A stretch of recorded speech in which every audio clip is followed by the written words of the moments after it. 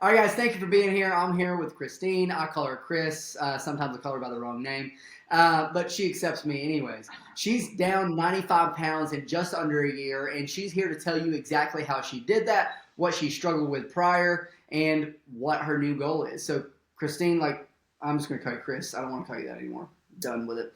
Fine. What uh, what drove you to Fit Life and making this lifestyle change in the first place? So I had first was going to reach out after I was diagnosed with congestive heart failure in 2021 after being sick in 2020. And then they cleared me for cardio rehab, which didn't work out with my schedule. So I was like, well, I remember Gage is a personal trainer now, so we'll see about like trying to do that. Around the same time I was gonna do that, I started having pain in my hip.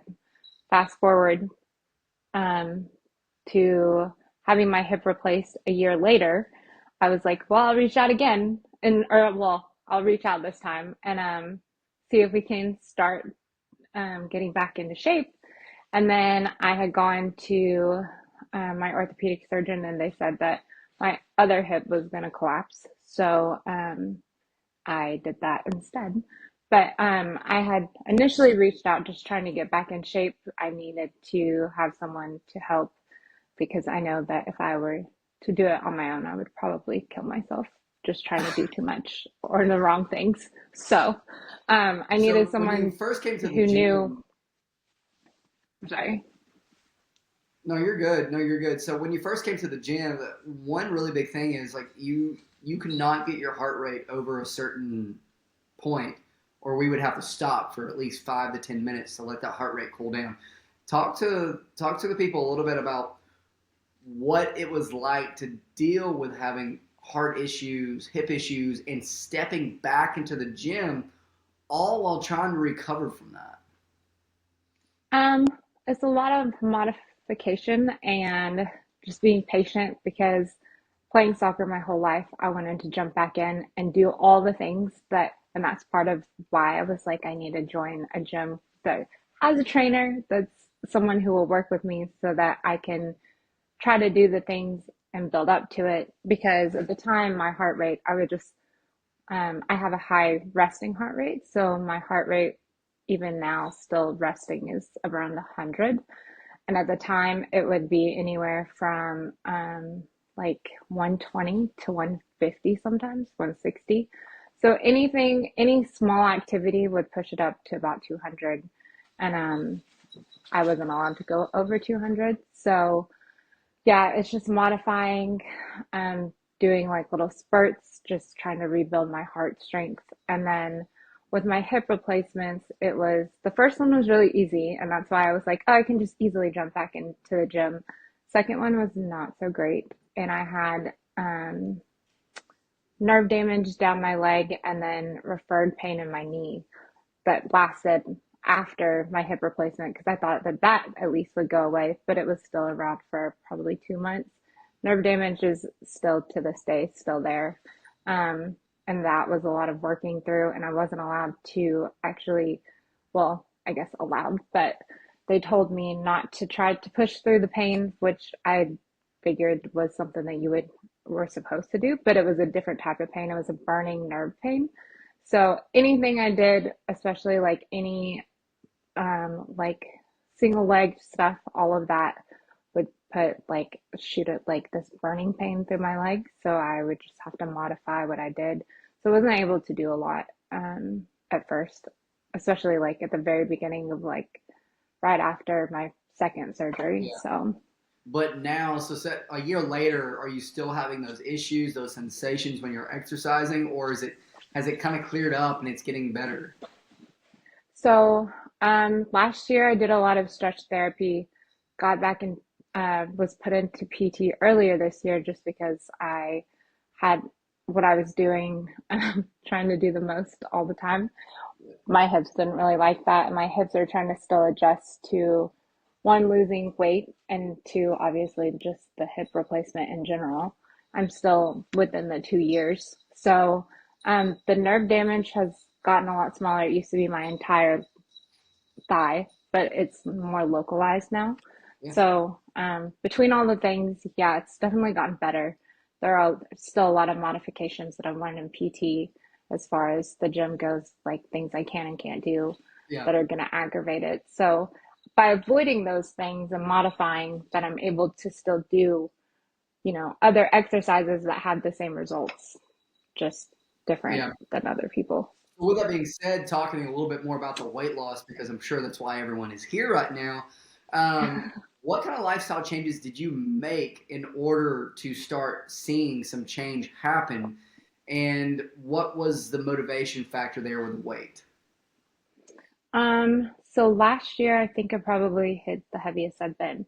Part of that, I think, was being discouraged from my second hip replacement not going as well as the first one and not being able to do as much. And I kind of was just like, well, I guess I'm just never going to be back in like the shape that I was in my early 20s or, college.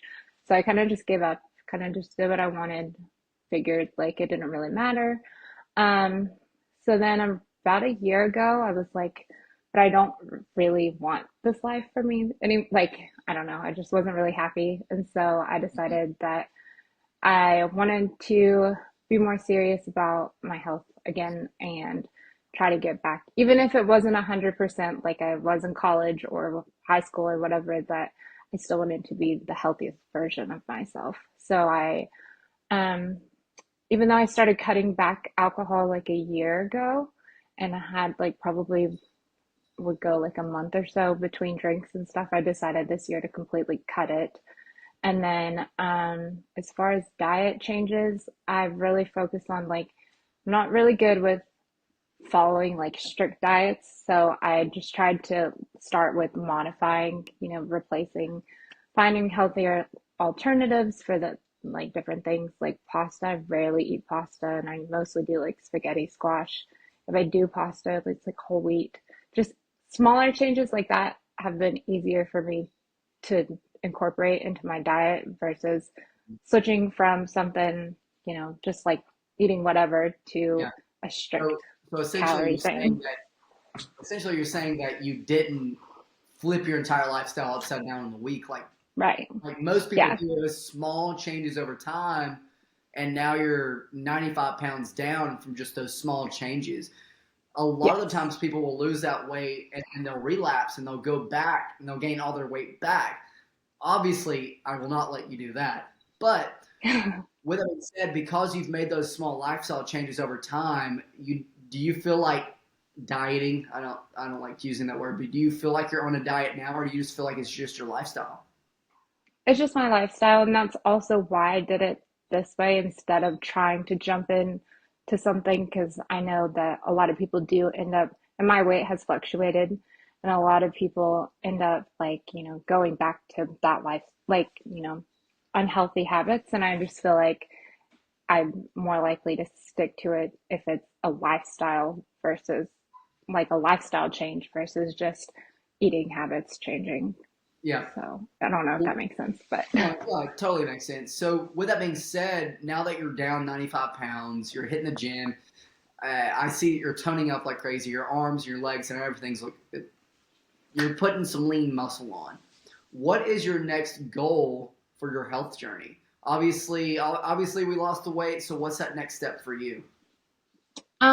building muscle because I need to probably almost build more muscle in certain areas to stabilize my hips. Also, just be the healthiest version of myself to prepare, hopefully, to get as much time out of my hips now because I'll have to have them redone in about 20, 30 years. So, if I can get the max time out of that, that would be good. And then obviously my heart, I was evaluated for a heart transplant once upon a time. So we started at zero.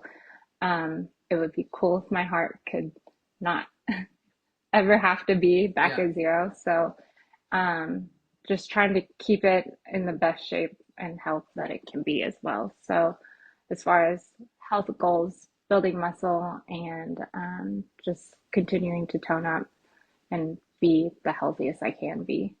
The longevity perspective, and that's what I talk to everybody about, especially Yes. today when you come into the gym. Like, This is a longevity game. We're not trying to get fit for a wedding and then lose everything. We want to continue this lifestyle your entire life versus what most people do.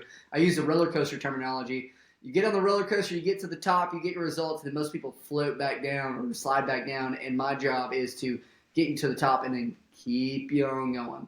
So with that being Yeah. said, last question for you. Is there any advice you would give to someone that's stuck in a similar position that you were and that's wanting to get started? What would be some advice to get them to jump and go for it?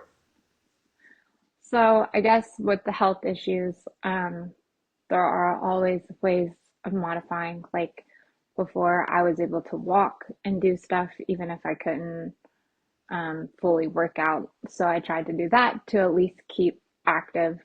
As far as like substance abuse or alcohol, I used to surround myself with people who drank a lot, and I'm easily peer pressured. So I would also drink a lot. Even if I didn't realize I was being peer pressured, like it was because they were drinking and I was like, well, I want to also drink. So um, now I don't hang out with those people and I surround myself with people who, um, want to be healthy. I go to the gym a lot.